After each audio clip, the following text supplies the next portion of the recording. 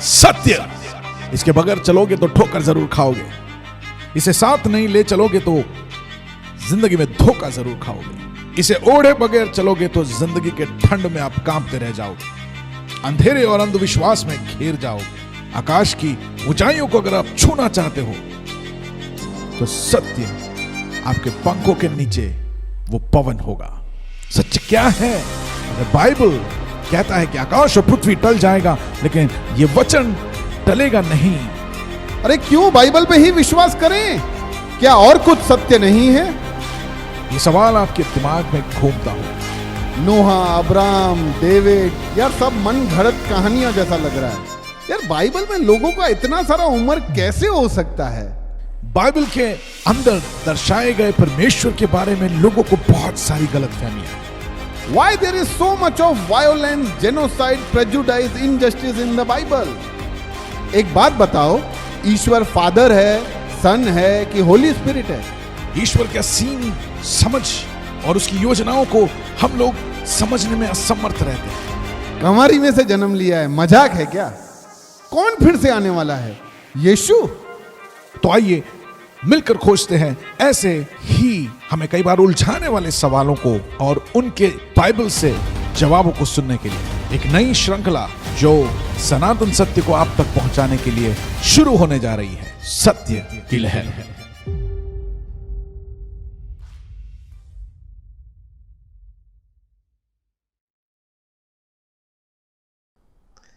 Hello Girish भाई, welcome. Welcome तो बोलोगे यार, आज इतने 2-3 हफ्ते आपने भी एंजॉय कर लिए। या कैसे गया हाँ, आपका हॉलीडे? हॉलीडेज अच्छा था। Okay. इसलिए 2 वीक मिल नहीं पाया आपसे हाँ, क्योंकि थोड़ा ये फैमिली वेकेशन के साथ बाहर गया हुआ था। Very good, very good. तो अच्छा टाइम स्पेंड हुआ, हाँ, पर ये पार्ट मैंने बहुत मिस किया। यस, हम भी मिस कर रहे थे। तो अच्छा रहा कि नहीं, ये पार्ट के लिए जरूरी है। But meanwhile anyway we are back. Yes back. Meanwhile मैंने वहाँ तैयारी भी थोड़ा थोड़ा किया। Very good, very good. So study चल रहा था? स्टडी चल रहा था। ओके, तो मैंने अभी जेरेमाया भी पढ़ लिया। ओके, तो आज उसी से रिलेटेड मैंने सोचा आपसे और थोड़ा डिस्कशन कर लेता हूँ वेरी नाइस। कि क्या है। तो हमने आइजिया तो पढ़ा, तो अभी सेकंड है जेरेमाया। तो थोड़ा सा मैं चाहता हूँ कि आप जेरेमाया के बारे में, मैं तो बस इतना समझ पा रहा हूँ कि वो भी कोई संदेश लेके आया था परमेश्वर का, पर फिर भी आप थोड़ा और क्लैरिटी के साथ अगर आप पूरा थोड़ा बता दें तो क्या एक हिस्टोरिकली भी मुझे उसके बारे में आइडिया आ जाए कि जेरेमाया कौन था, क्या पर्पस से आया था। जेरेमाया एक नॉर्मल एक प्रीस्ली फैमिली से उसका लीनिएज है, उसका लाइन है, और ख़ास करके परमेश्वर ने उसको सदन जो किंगडम है यानी जूडा किले, जो 2 जूदा एंड बेंजामिन, यस, तो वो सदर्न किंगडम के लिए परमेश्वर ने उनको चुना और उनको जाकर बात करने के लिए परमेश्वर ने भेजा। तब तक तो इज़राइल जो है, जो नॉर्थन किंगडम है, तब तक वो तो गिर गया था और असीरियंस के अंडर वो थे। तो जेरेमाया को बहुत ही ऐसा एक स्ट्रैटेजिक टाइम पे बुलाया जहाँ पर वार्निंग पे वार्निंग देने के बाद भी अब लोग मन नहीं फिरा रहे थे, वो वापस नहीं आ रहे थे। परमेश्वर ने काफ़ी बुला कर देखा, बोल कर देखा, याद दिला कर देखा, वो नहीं मान रहे थे। तो आखिर में लास्ट में अब जेरेमाया को भेज रहे हैं। पर ऐसा नहीं था कि ये जो आगे वाले 10 ट्राइब्स थे जो नॉर्दर्न किंगडम कहला रहे थे, वो ही परमेश्वर के कहने पे नहीं चलते थे, ये 2 तो चलते थे, ऐसा नहीं था?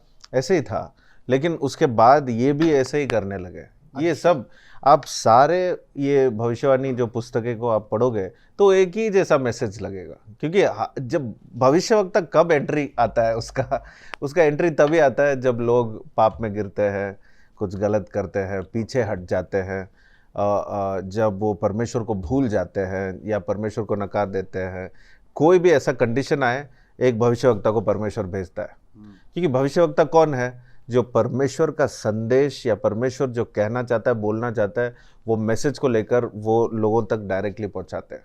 और कब लोगों तक पहुंचाना पड़ता है? जब लोग डायरेक्ट परमेश्वर से नहीं सुन पा रहे हैं। तो भविष्यवक्ता की ज़रूरत वहाँ पर होती है। आजकल भविष्यवक्ता ये टाइटल लेने के लिए, नाम लेने के लिए एक ट्रेंड, मतलब एक स्टाइल स्टेटमेंट जैसा लग गया है कि किसी ने अगर सामने प्रॉफिट बोल दिया या अपने आप को इंट्रोड्यूस कर लिया कि मैं प्रोफेटिक में हूँ, तो लगता है कि कि बहुत ऐसा लगता है कि ये तो, हाँ, ये तो परमेश्वर का नेक्स्ट है। हाँ। तो ये बहुत ही एक स्टाइल स्टेटमेंट जैसा हो गया या टाइटल हो गया आजकल, लेकिन ऐसा नहीं। ये तब परमेश्वर ऐसे लोगों को भेजता है, भविष्यवक्ताओं को भेजता है, जब लोग परमेश्वर से दूर हो जाते हैं। और इन दिनों में ज़रूरी है, आज के दिनों में बहुत ही ज़रूरी है। और मैं यही प्रार्थना करता हूँ कि आज परमेश्वर भविष्यवक्ताओं को भेजे, और जब ऐसे सारे पुस्तकों को हम पढ़ेंगे, और मैं इंकरेज करता हूँ कि ये सारे बुक्स को आप फिर से पढ़ते रहिए, आपको समझ में आएगा कि ये जो कंडीशंस इतने 1000 साल पहले हुए थे, वही कंडीशन पे आज हम फिर से आ गए हैं। जब ये सारी बातें हमारे लिए भी इतना ही इम्पोर्टेंट हो गया है और इतना ही रेलेवेंट हो गया हमारे लिए, आज समझने के लिए कोई मुश्किल नहीं। ऐसे कुछ लोग होते जो कहते हैं कि अरे ये बुक्स तो इतने पुराने बुक्स है, वो तब के लिए था, आज के लिए कोई रेलेवेंस नहीं है। पर ऐसा नहीं है। आप जब पढ़ोगे इसे अच्छे से, तो आपको पता चलेगा कि ये कंडीशन तो आज भी हमारा है, और हमें ऐसे परमेश्वर की वाणी सुनने के लिए, परमेश्वर की आवाज़ और वचन सुनने के लिए हमें बहुत सख्त ज़रूरत है। इसलिए ये जो बुक्स है, ये जो मेजर प्रॉफिट्स, जब हम पहले जैसे पढ़ रहे हैं आइज़ाया से लेकर जेरेमाया के बाद ऐसे हम आएंगे एजेकियल तक, जब हम देखेंगे ये सारे मेजर प्रॉफिट्स है। ये सारे मेजर प्रॉफिट्स इसलिए क्योंकि इन्होंने बहुत समय तक इन्होंने सेवकाई की। बहुत सारे भविष्यवक्ताएं थे, लेकिन उनका जो टाइम पीरियड था वो बहुत छोटा छोटा था, इसलिए वो बाद में माइनर प्रॉफिट्स के नाम पे उनका बुक्स वहाँ पर आएगा। पर यहाँ पर ये मेजर प्रॉफिट्स है जिन्होंने बहुत लंबा समय, जैसे हमने यशाया के बारे में हमने पढ़ा, और यशाया was one of the most powerful prophets, और उसको परमेश्वर ने ऐसा इस्तेमाल किया, जैसे हमने पढ़ा कि वो तो पूरे बाइबल को रिप्रेजेंट करता है, उसके मैसेज में पूरा बाइबल है। और यही हम जेरेमाया में आते हैं तो हम देखते हैं कि इसका दूसरा नाम है जो वीपिंग प्रॉफिट, आपने सुना होगा। हाँ, मेरा अगला सवाल ही ये था कि क्या हर प्रॉफिट का कोई ना कोई कैरेक्टरिस्टिक होता है? एब्सोल्युटली। कहीं पे कोई आग गिरा रहा है, कहीं पे कोई रो रहा है। यस, और आइज़ाया के बारे में भी हमने देखा, कहीं पे कोई कपड़े उतार के। तो आई वाज थिंकिंग कि क्या हर एक के कोई स्टाइल है? सिमिलर स्टाइल इधर भी जेरेमाया को परमेश्वर ने ऐसा उपयोग किया, जहाँ पर जेरेमाया का जो सेवकाई था, जो मिनिस्ट्री था, वो कैसे था कि वो उसको बोलने दिया, जाकर डायरेक्टली बोलने दिया लोगों के पास, फिर लिखने को भी बोला। तो कुछ सारे अध्याय के बाद आप देखोगे कि परमेश्वर कह रहा है कि तुम लिखो, जो कुछ मैंने बोला अब तुम लिखो, और वो अपने असिस्टेंट को रखकर वो लिखवाता है। उसका नाम बारूक है, अगर आपने पढ़ा होगा उसका नाम आएगा। तो वो बारूक को रख के वो लिखवाता है, तो वो सारी बातें वो लिखने लगता है। तो आज अगर जेरेमाया पुस्तक है तो उसका राइटिंग का क्रेडिट हम बारूक को देंगे कि परमेश्वर ने पवित्र आत्मा के प्रेरित होकर बारूक ने लिखा। अब इसके साथ साथ दूसरा भी एक डेमोन्स्ट्रेशन था, वो था अपने जीवन में एक्ट कर कर दिखाना। और ये सारे प्रॉफिट्स में आप ये कॉमन भी देखोगे, आने वाले प्रॉफिट्स में भी आप देखोगे, प्रॉफिट का लाइफ ही डेडिकेट हो जाता है संदेश के समान। अगर कोई प्रॉफिट बनना चाहता है तो be ready to go through what the land is going through. Exactly, you may have to represent like that. आपको कुछ सारे चीजें ऐसे करना पड़ेगा जो नॉर्मल साधारण रीति से एक प्रचारक नहीं कर पाएगा, क्योंकि काफी सारे लोग प्रचार कर कर, सिखा कर, कुछ अच्छी बातों को बोलकर आ जाए, लेकिन जो भविष्यवक्ताएं हैं ये अपने ज़िंदगी लाइफ जी कर दिखाते हैं कि यही है कंडीशन। और यशायाह ने भी किया था, और यिर्मयाह के बारे में भी अगर इस पुस्तक में पढ़ेंगे तो आपको पता चलेगा कि इसने कितना सारा डेमोन्स्ट्रेशन, ऐसा डेमो दिखाते हुए, एक्ट करते हुए इसने संदेश दिया कि ये कंडीशन है हमारा, और हम नाश की ओर जा रहे हैं। और फिर उतना ही जितना उसने वार्निंग दिया, उतना ही उसने होप भी दिया कि हम वापस आएंगे, हम वापस इधर खड़े होंगे, हम वापस परमेश्वर हमें खड़ा करवाएगा एक देश बनाकर। करेक्ट। तो basically he was the prophet for southern kingdom. He was the last in the sense that he was sent as a final warning कि तुम जाओ, बोलो, इसके बाद गया। अच्छा है यार, आज के दिनों में आप कह रहे हो ऐसे प्रॉफिट्स चाहिए, तो मेरे को लगता है कि कैसे ये वहाँ के लोग कैसे पता कर सकते होंगे कि ये प्रॉफिट है? क्योंकि आज की डेट में we find many wolves in sheep clothing. ऐसे सब लोग हैं जो अपने आप को कि मैं परमेश्वर की ओर से आया हूँ, ऐसा करके बोल सकते हैं, बट पर आज ही नहीं, उसी समय में भी ऐसे ही था, काफी लोग आके बोलते थे। आपने वो बालाम और वो पढ़ा ही था ना, तो याद है आपको कि उससे उसके बाद भी ऐसे बहुत सारे राजाओं के अंडर पे ऐसे लोग होते थे जो आके बोलते कि परमेश्वर हमें कह रहा है जाओ तुम ये लड़ाई करो, जाओ तुम ये युद्ध, तुम जीत हासिल करोगे, पर हार के मर के मतलब उसका सिर्फ उनका एंड हो जाता था। तो ऐसे सारे लोग होते थे जो राजाओं को प्रसन्न करने के लिए वो प्रोत्साहन देकर भेजते, जाओ लड़ो, हम हाँ परमेश्वर तुम्हारे साथ है, परमेश्वर बोल रहा है, ये दिखा रहा है, वो दिखा रहा है। जैसे आज के समय में हम कुछ सारे ऐसे झूठे प्रचारक या ऐसे भविष्यवक्ताओं को हम देखते, वैसे ही उन दिनों में भी थे जो फॉल्स प्रेडिक्शन या फॉल्स चीज़ों को बताकर लोगों को खुश कराने के लिए कितने भी हद तक जा सकते हैं। उस ज़माने में भी थे, आज भी ऐसे लोग हैं, और क्योंकि इनका मकसद और कुछ ही है, इनका मकसद कुछ प्रॉफिट जो है उसका ई हटाकर आई लगाकर मुझे कुछ प्रॉफिट करना है। तो ऐसे सारे प्रॉफिट वाले भी लोग होते थे और है भी। जितना हमको प्रॉफिट की जरूरत है। ये आपने सही बोला एकदम। आज प्रॉफिट के लिए लोग बहुत हैं, प्रॉफिट के लिए कोई नहीं है। तो लाभ क्या है? तो ऐसे टाइटल वाले लोग बहुत सारे हैं। मेरा लाभ इसमें क्या है? तो जर्माया के बुक में मैंने कुछ बातें पढ़ी जो जर्माया कहता है, जो मैं आपसे शेयर करूंगा। कि जर्माया कहता है कि प्रभु कहता है कि यार व्हाई डू विकेड प्रॉस्पर, ये जो दुष्ट लोग हैं ये हटाओ, इन सबको दुष्ट लोग, ये दुष्ट मैं देख रहा हूँ कि ये सही नहीं है, फिर भी ये बढ़ रहे हैं। और ये तो मेरे को लगता है कि मैं सालों से ये स्टेटमेंट सुनता आ रहा हूँ, लोग ऐसे ही बोलते हैं ये इतना भला आदमी है, बेचारे की हालत देखो, और वो दुष्ट देखो बढ़ता ही जा रहा है, बढ़ता ही जा रहा है। तो इज गॉड जस्टिफाइड या is God just, I said not justified, क्या परमेश्वर यहाँ न्यायी है?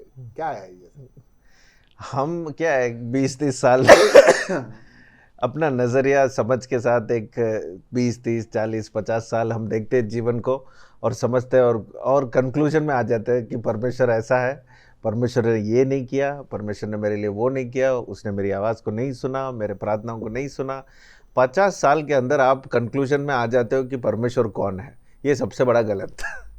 और आज आप एक बुक पढ़कर अगर आप एक कंक्लूजन में आ रहे हो कि परमेश्वर जस्ट है या फेयर है, नहीं है, अगर आप ऐसे कंक्लूजन में आ रहे हो तो आई विल वॉर्न यू कि ऐसे कंक्लूजन में मत आना, क्योंकि परमेश्वर हमारे सोच से बढ़कर है।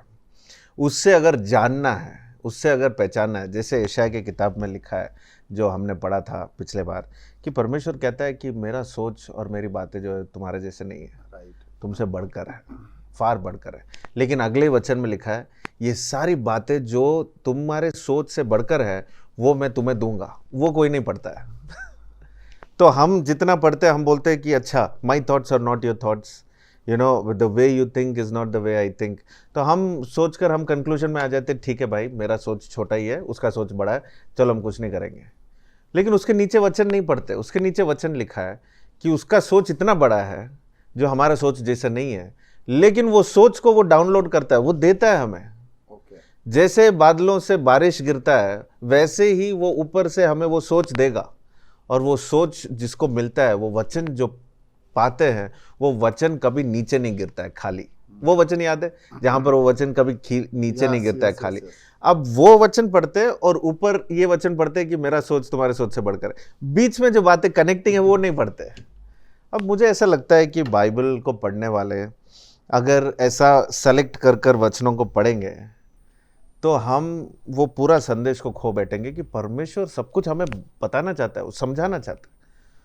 और मैं यही आपको मैं बताना चाहता हूँ कि ऐसे कंक्लूजन में ना आए कि परमेश्वर कैसे, ऐसे दुष्ट लोग अगर वो अपने चीज़ों में तरक्की कर रहे हैं, अगर आगे बढ़ रहे हैं, तो ये कैसा हो सकता है। हम एक नज़रिया से ही देख रहे हैं। हमको लग रहा है कि कोई एक दिन पूरे अपने ज़िंदगी में सब सही कर कर अच्छे करके जिए तो अगले दिन उसको ऊपर होना चाहिए, और अगले ही दिन अगर उसने फिर से अच्छा किया तो और डबल ऊपर होना चाहिए, उसके बाद उसने गलत किया तो उसको इमीडिएट नीचे गिरना चाहिए। अगर ऐसा हो तो इस दुनिया में कोई भी नहीं बचेगा। If we go according to our thoughts, ये सारे सोच के साथ हम जाएंगे कि परमेश्वर मैंने कल एक भी झूठ नहीं बोला, तो मुझे आज ऊपर ऐसे ऐसे लगता है कि एक लिफ्ट में ऊपर परमेश्वर लेके जाए, एक एक करके लिफ्ट, कि आज भी मैंने झूठ नहीं बोला और ऊपर, कि आज बोल दिया परमेश्वर नीचे। ऐसा नहीं है जीवन जैसे हम सोचते हैं कि ऐसा होना चाहिए। परमेश्वर के नज़र से अगर आप देखोगे तो वो धर्मी लोगों को और वो दुष्ट लोगों को, दोनों को वो उपयोग करता है। ओके। और वो दोनों को ऐसे इस्तेमाल करता है कि हमारे सोच से बढ़कर है। इसलिए हमें वो सोच की ज़रूरत है, क्योंकि जब उसके बच्चे उससे दूर हो जाते हैं, ये इतिहास में आपने देखा होगा, हम जब पहले राजा इतिहास सब पढ़ रहे थे, करेक्ट। तब जब उसके बच्चे उससे दूर हो जाते हैं तो ये दुष्ट लोगों का उपयोग करता है कि वो जाके इनको कैसे बंधन में ले आते हैं, वो उनके पूरे सिटी को, उनके पूरे नेशन को, उनको याद दिलाने के लिए कि उन्होंने गलती किया है। अब न्याय भी परमेश्वर जब करता है, वो लोगों को इस्तेमाल करके वो दिखाता है।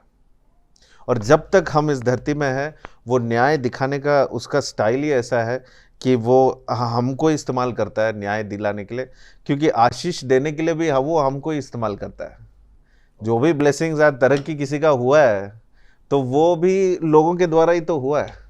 परमेश्वर लोगों को ही तो भेजता है कुछ भी हमें देने के लिए या दिखाने के लिए या कुछ नया पाने के लिए, वो एक दूसरों का इस्तेमाल करता है। यानी मनुष्य का इस धरती में कुछ भी करना है तो वो सारी चीज़ें इधर ही है। बस परमेश्वर का नज़र हम सबके ऊपर है और वो न्याय कर रहा है और वो करेगा। यानी यही दुष्ट लोग जो इनको बंधन में ले जाते हैं, थोड़े दिन के बाद उनका भी न्याय होता है, क्योंकि उनको जो बोला काम जो दिया गया है, अगर उससे हद पार करके अगर उन्होंने और कुछ किया गलत तो उनको भी दंड मिलेगा। तो परमेश्वर ऐसा नहीं है कि आज जैसे कोर्ट में हम किसी केस में जाते हैं, लड़ते हैं, तो वहाँ पर जो जज बैठा है, ऐसा नहीं कि वो जज बच जाएगा। उसके जीवन में अगर उसने कुछ किया है, उसका भी तो, उसके ऊपर भी तो जज है जो हमारा परमेश्वर है, तो उसका भी न्याय होगा। सो अल्टीमेटली हमें जज नहीं करना चाहिए। नहीं, हमें जज करना चाहिए, पर ये समझ हमें पाना है।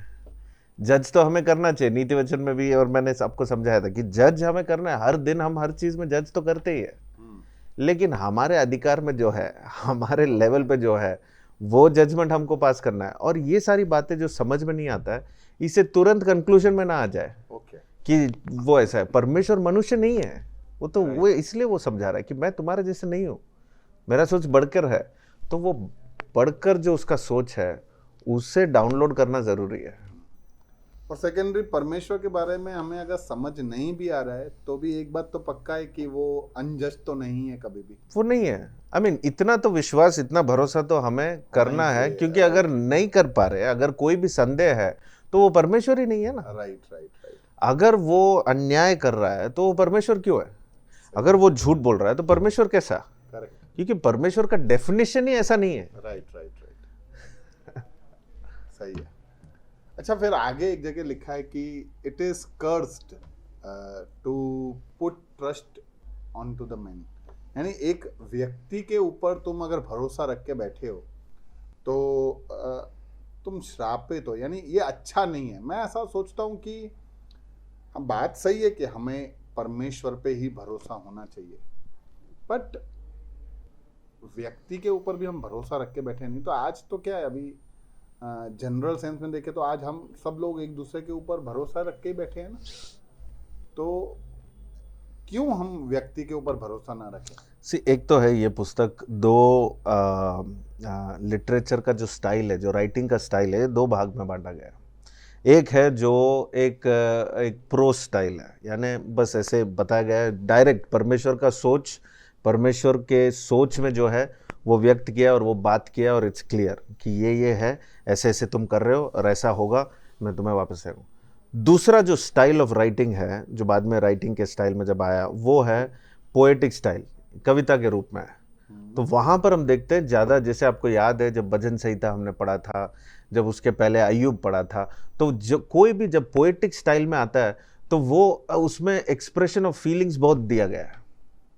सो ये सारे लाइंस जैसे लिखे गए हैं, आप इसमें देखोगे कि ज़्यादा फीलिंग्स आ रहा है। थॉट्स तो पूरे लाइन में है ही, पर सडन से एक फीलिंग मोड में आ जाता है, एक इमोशनल मोड में आ जाता है। तुम ये मत करो, तुम नाश हो जाओगे, तुम ऐसे हो जाओगे। एक बहुत ही एक्सप्लिसिट और बहुत ही ऐसा खुला, कुछ ऐसे सारे चीज़ें जो नॉर्मली नहीं बताया जाता, नहीं सिखाया जाता है, थोड़ा डीप लेवल पे चले जाता है, इंटेंस हो जाता है। बहुत सारे ऐसे टीचिंग्स है जहाँ पर एक नॉर्मल सोच डाउनलोड करने के बजाय वो एक कविता के रूप में बताता है, और फिर उसको हमें बैठकर सोचना है कि ये क्या है, ऐसा क्यों, इतना क्यों फीलिंग्स दिखा रहा है। यानी परमेश्वर हम पे बहुत फील कर रहा है, सिर्फ हमारे बारे में सोचता नहीं है, वो फील भी करता है। So there is an emotional and intellectual both coming together in the message of God. और यहाँ पर ऐसे लिखा है, जैसे आपने कहा कि मनुष्य पे भरोसा करना नहीं चाहिए। अब कॉन्टेक्स्ट भले बहुत सारे चीज़ें हम इसमें समझ सकते हैं, पर साधारण रीति से पूरे बाइबल में ऐसे लिखा है कि don't trust man, end of the day they are not the ones who is going to stand with you. इसका मतलब ये नहीं कि आप किसी के साथ मत चलो, किसी से आप, जैसे आप और मैं बैठे, एक there is a level of trust in a relationship, of course there is, but when Bible says don't trust, उसका मतलब बोल रहे हैं कि see don't trust a human being more than God.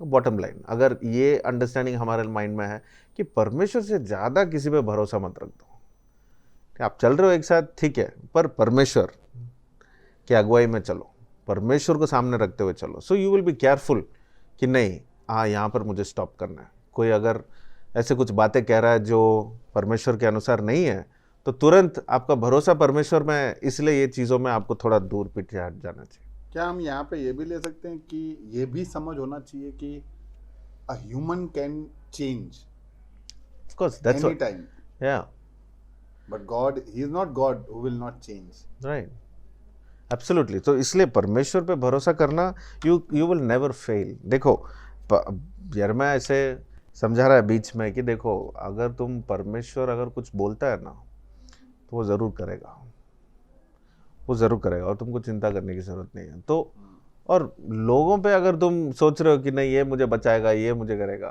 तो don't fall into that trap, don't get into these lines कि नहीं ये खड़ा रहेगा। अगर कोई बताता है कि भाई भरोसा करो मैं तुम्हारे साथ हूँ, तो ठीक है, सुन लेना। इसका मतलब ये नहीं कि नहीं मैं तुमसे भरोसा नहीं करता हूँ, तो गया उधर ही बातचीत, रिश्ता, नेटवर्क, कुछ डील होगा, कुछ एक्शन, सब कैंसिल हो जाएगा। पर आप आराम से बात सुन लो, लेकिन आपका फिर भी भरोसा परमेश्वर पे होना चाहिए। भले कोई भी हाथ बढ़ाए आपको मदद करने के लिए, भरोसा फिर भी परमेश्वर में होना चाहिए। ऐसे रहने से आपके जीवन में आपको कभी भी वो ब्रोकननेस, वो लोनलीनेस और ये चीटेड, रिजेक्टेड, ये फीलिंग आपको कम हो जाएगा, क्योंकि भरोसा हम ज़्यादा कर लेते हैं परमेश्वर से ज़्यादा। इसलिए ये सारे फीलिंग में आकर हम दबे हुए बैठ जाते हैं, अपने जीवन का समय बर्बाद कर देते हैं। छोटा जीवन है, एक जीवन है, अब इसमें जितना करना चाहिए हमको, प्रोडक्टिव और पोटेंशियलिटी, अपना पूरा ताकत दिखाकर हमको कुछ करना है लाइफ में, तो परमेश्वर पे भरोसा रखो। Okay, great. इसके बाद एक जगह पे बड़ा इंटरेस्टिंग मैंने पढ़ा कि ह्यूमन हार्ट के बारे में। जैसे हम गलत काम तो बहुत सारे चीज़ों से करते हैं, हाथों से करते हैं, कानों से करते हैं, आँखों से करते हैं, जीभ से भी करते हैं, दिल से भी करते हैं। तो why from all of this things ऐसा कहा गया है कि ह्यूमन हार्ट सबसे ज़्यादा डिसीटफुल है, यानी छल करने वाला है, और हमेशा डेस्परेटली वेटिंग, कि तत्पर ही रहता है कुछ ना कुछ गलत करने के लिए, डेस्परेटली विकेड है कि कुछ ना कुछ गलत करने के लिए हमेशा तैयार ही रहता है। Why is it said so, and what is the solution? इसमें 3 बातें आपको समझना है। Okay, quickly I will just share कि आप जैसे पूछ रहे हो, मैं पॉइंट्स बना रहा था। 3 बातें आप समझ लें। एक है कि हार्ट जो कहते हैं, जो दिल के बारे में अगर बाइबल में वर्णन किया गया है, तो वो सबसे आपके inner most part of you को वो दिखाता है। What is heart? हार्ट तो फिजिकल हार्ट नहीं है जो अभी हाथ रखने से जो पंप कर रहा है, वो तो हार्ट, उसके बारे में तो नहीं लिखा है। फिर ये हार्ट कहाँ पर है? ये कहाँ पर है बॉडी में? This is what I am, this is the inner most part of you. Okay, जहाँ पर गहरी बातों को, जहाँ पर सीक्रेट बातों को, जहाँ पर पर्सनल चीज़ों को आप रखते हो, जहां पर सिर्फ कुछ लोग ही अंदर जा पाते हैं, जो कहते हैं मैंने अपना दिल दे दिया। किसको? सबको नहीं देते ना, सिर्फ एक व्यक्ति को देते हैं और फिर उससे शादी करते हैं और फिर आगे बढ़ते हैं, और ये फिर उसमें परिवार वो दिल में जगह लेता है, फिर कुछ दोस्त लोग वो दिल में जगह लेते हैं, कुछ करीब लोग दिल में, सबके लिए नहीं है। Why? Because it's the inner most, it's the most personal space of your life, Okay. और वो सबको नहीं देते हैं। ठीक है। ठीक है, so first understand the heart is the inner most part of you. Secondly, heart is corrupt जब बताया गया है, तो it is because your life is now in sin, क्योंकि जब से पाप आया और वो ट्रांसफर होने लगा ठीक है। एक पीढ़ी से दूसरे पीढ़ी, तो जो अंदर से अगर हम कहते हैं कि ये पाप अंदर से मैं पैदा हुआ और मुझे सही करने के लिए ही सिखाया जाता है, गलत करने के लिए सिखाया नहीं जाता है, वो तो ऑटोमेटिकली वो we are moved to do something wrong. वो झूठ बोलना हो, ईर्ष्या हो, बचपन में मैं छोटी छोटी बातें कह रहा हूँ, बड़े होते होते हायर लेवल में बढ़ते जाता है। तो हार्ट मतलब सबसे अंदर जो चीज़ है, और दूसरा कि जब आप पाप में हो तो सबसे अंदर से वो पाप को आप देखोगे कि वो सबसे अंदर है, अच्छा। और उसे बाहर निकालना बहुत ज़रूरी है। और सबसे अंदर कौन जा सकता है, ये तो अभी मैं ये सारे बातें हम इतने दिनों से कर रहे हैं, तो आपको पता है सबसे अंदर कौन पहुंच सकता है, जिसको हम देंगे वो जगह। राइट। और इसलिए परमेश्वर पूछ रहा है कि वो जगह तुम मुझे दो, और फिर मैं जाके तुमको ठीक करूंगा।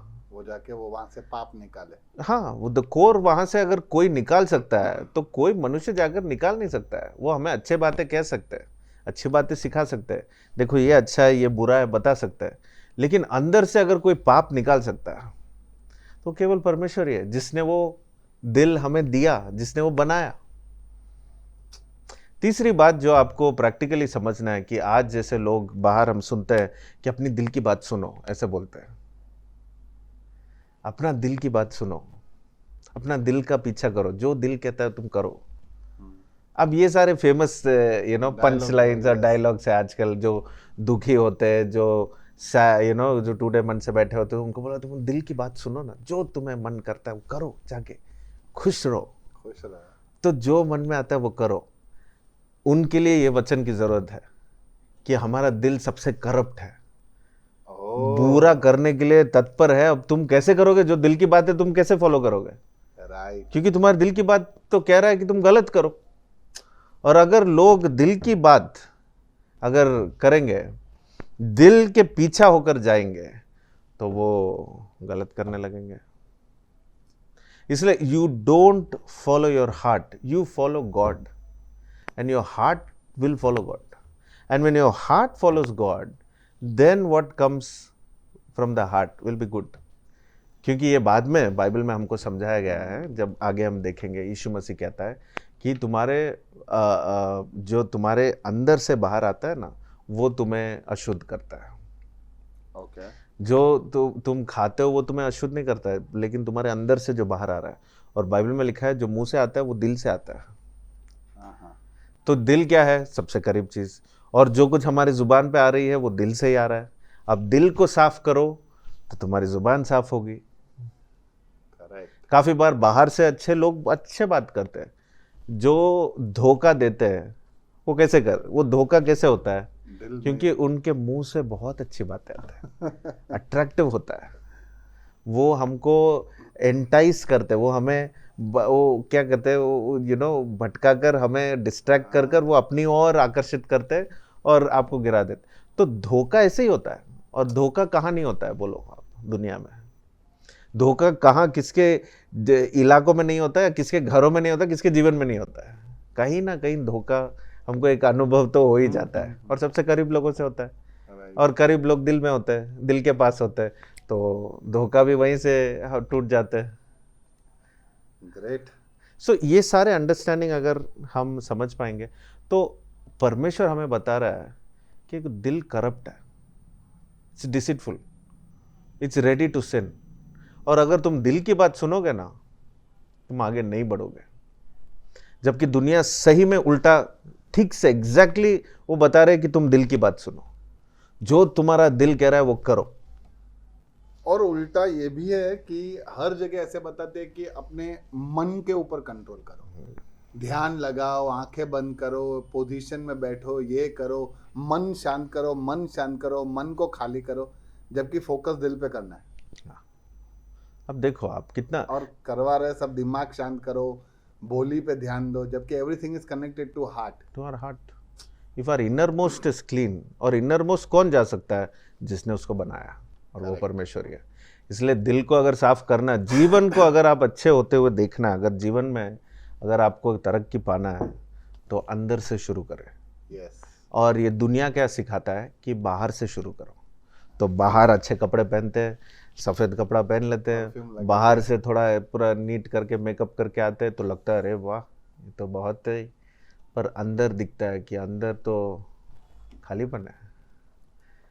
पर क्या करें, अंदर का ब्यूटी आज लोग एडमायर ही नहीं करते ना। Yes. उनको बाहर से सब अच्छा चाहिए। इसीलिए तो एक पंच लाइन है ना कि जो दिखता है वो ही बिकता है। वही दिखता है। ठीक है, एनीवेज हमें भी ईश्वर वो बुद्धि दे कि हम It's going to be a fight. It's going to be a fight. We all need to fight. हम एक बैटल में है, और यही यिर्मयाह का कंडीशन था कि वो अंदर ही अंदर इतना बैटल में था कि वो रो रो कर बोल रहा था, रो रो कर समझा रहा था। इसमें खासियत क्या है कि परमेश्वर ने इसको इतना अर्ली स्टेज में चुन लिया कि एक जवान होकर परमेश्वर इसको भविष्यवक्ता बनाकर भेजता है। एज ए टीन यूथ परमेश्वर इसको भेज रहे हैं, और in his later teenage years वो एक भविष्यवक्ता बन के जा रहा है, जबकि वो शुरुआत ही कहता है कि मैं नहीं बोल सकता। परमेश्वर कह रहे हैं मैंने तो तुझे, तू पैदा होने से पहले ही तुझे चुन लिया, तू क्या मुझे बोल रहा है?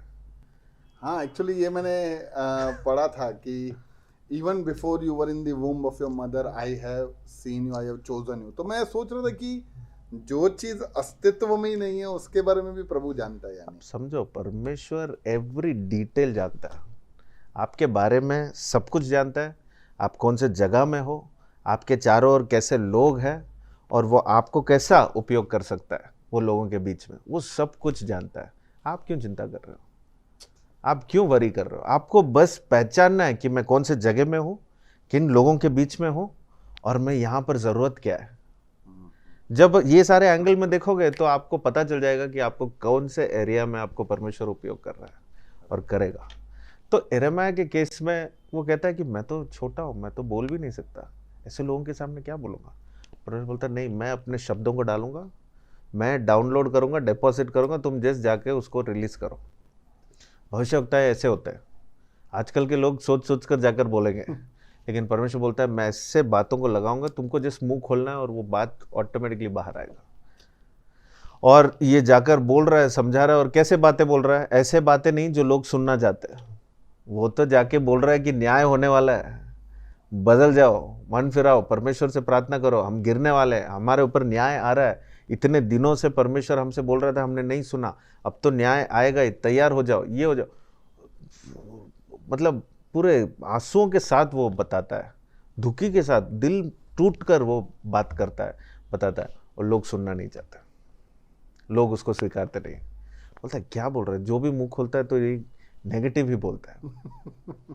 एक बात हमें याद रखना है कि ऐसा नहीं कि सब लोग जो नेगेटिव बोलते हैं वो नेगेटिव, वो लोग ही नेगेटिव, ऐसा नहीं है। हमें थोड़ा सा ध्यान देना है वो क्यों ऐसे बात कर रहा है, क्योंकि भविष्यवक्ता ऐसे हो सकते हैं जो सुनने में ऐसा हो। लेकिन भविष्यवक्ता का ब्यूटी ये है कि हम बाकी सारे भविष्यवक्ताओं को देखेंगे तो हमें समझ में आएगा कि वो स्टार्टिंग में वार्निंग करते हैं, जजमेंट लाते हैं, हार्श लगता है, नेगेटिव साउंड करेगा, और ऐसा लगेगा ये डांट रहा है और ये हमें आज पूरा बेइज्जती कर रहा है सबके सामने, ऐसा सब फील होगा। लेकिन बॉटम लाइन क्या है? आखिर में वो he will give a message of hope, he will give a message of love. ऐसे भविष्यवक्ता का वो साइन है। ये मैं आपको बता रहा हूँ ताकि हम पहचानना भी सीखे कि भविष्यवक्ता कौन होता है। कुछ लोग होते हैं जो सिर्फ डांट कर, सब बताकर, डांट कर उसका लाइफ पूरा बर्बाद होकर चले जाते हैं। ऐसा एंडिंग नहीं होता है। भविष्यवक्ताओं का नेचर ऐसा है कि वो आकर ज़रूर सारे चीज़ें बोलेंगे जो तुम कर रहे हो, लेकिन उसके साथ साथ परमेश्वर का प्रेम भी दिखाएंगे, उसकी आशा को भी वो बताएंगे कि परमेश्वर ये चाहता है और ये करेगा। वन ऑफ द फेमस वचन जो आज पूरे चर्चेस में और पूरे लोग जो इस्तेमाल करते हैं, अन्य लोग भी ये वचन को पसंद करते हैं, वो है यिर्मयाह की किताब जो 29वां अध्याय में 11वां वचन में है। तो for I know the plans I have for you, plans to prosper you. ऐसी योजनाएं हैं मेरे मन में, मैं जानता हूँ क्या योजना है। तुम्हें भले योजना के साथ ही मैं चला रहा हूँ, ऐसी योजनाएं जो तुम्हें और ऊपर ही बढ़ाएगा और अच्छे चीज़ें ही होंगे, नॉट टू हार्म यू। तो ये बहुत ही फेमस, ये सिर्फ ये वचन को यूज़ करते हैं काफ़ी लोग, पर इसका कॉन्टेक्स्ट भी समझना ज़रूरी है कि परमेश्वर ऐसा एक सबसे एक बहुत सारे लोगों का मैंने सुना है फेवरेट वचन है, और ऐसे पुस्तक में जहाँ पर न्याय परमेश्वर कर रहा है और सब लोग रो रहे हैं यहाँ पर। वेल एक आखिरी क्वेश्चन यिर्मयाह से, बहुत ही अच्छा लगा यार ये सब सुनकर, यानी एक और विश्वास बढ़ जाता है, एक होप आ जाता है। और मेरे को ये last question is question of hope ऐसा है जहाँ पे वो ऐसा कहता है कि his mercies endures for ever. जब वो बोलता है कि उसकी जो करुणा है वो सदा के लिए रहती है। राइट।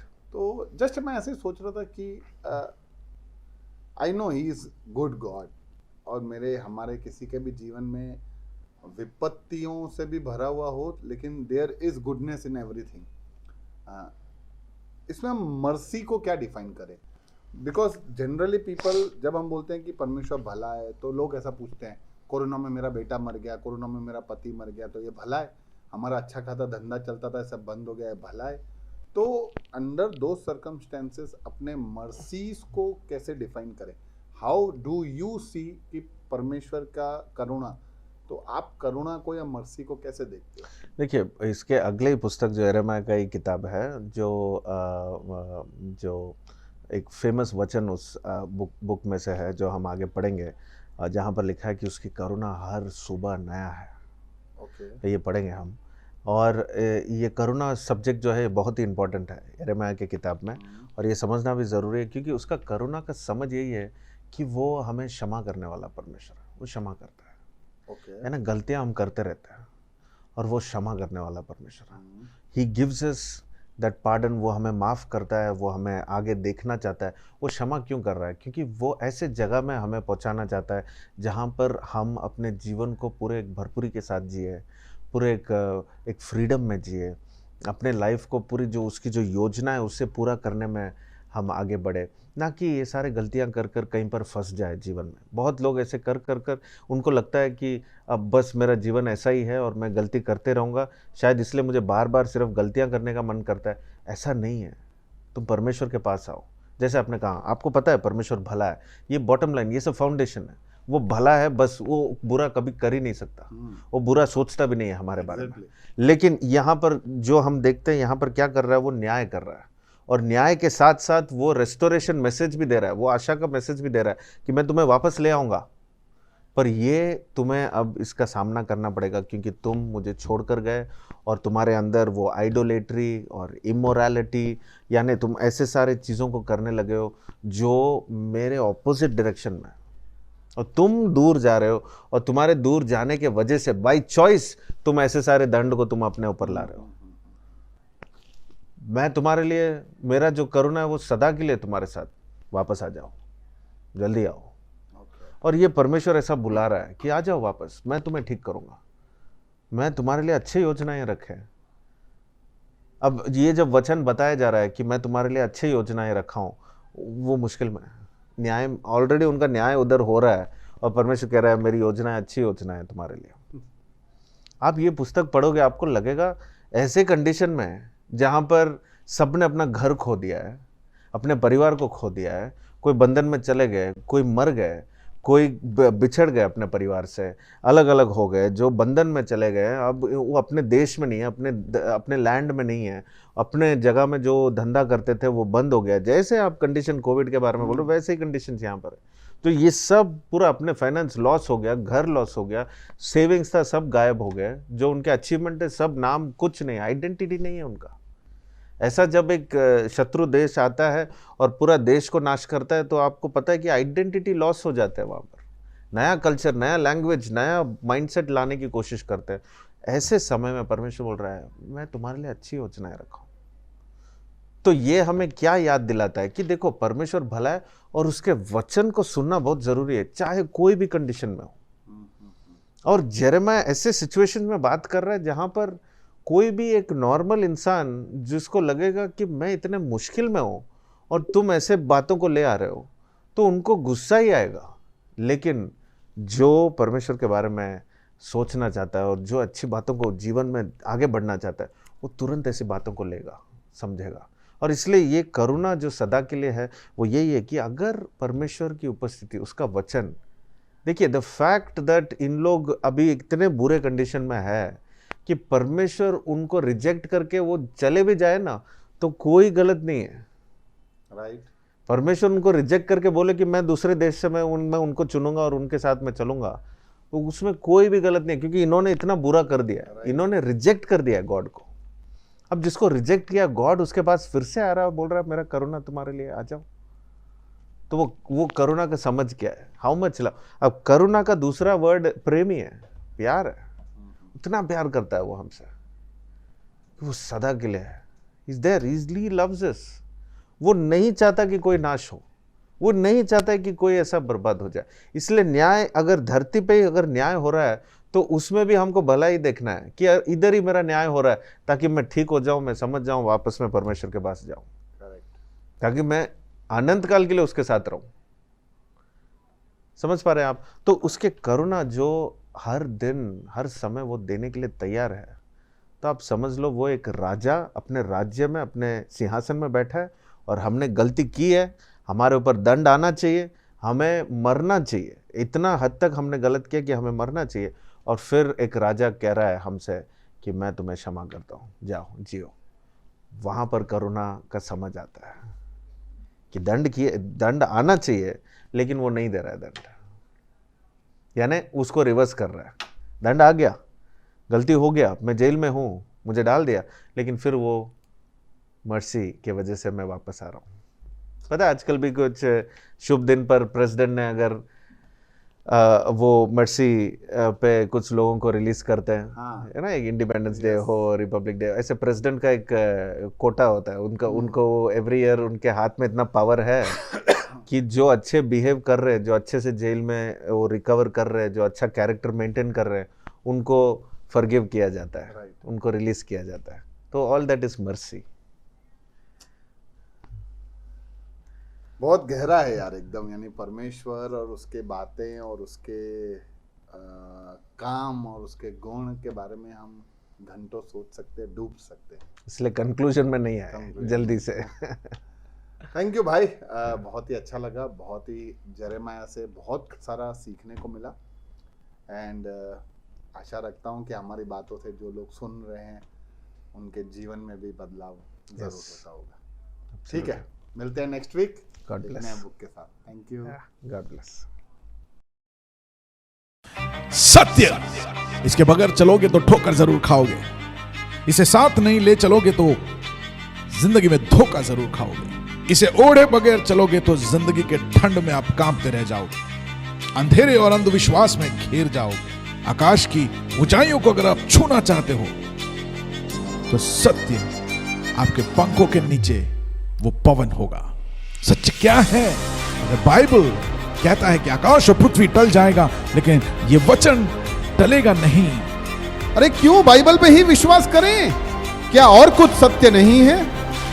ये सवाल आपके दिमाग में घूमता हो। नोहा, अब्राहम, डेविड, यार सब मन घड़त कहानियां जैसा लग रहा है। यार बाइबल में लोगों का इतना सारा उम्र कैसे हो सकता है?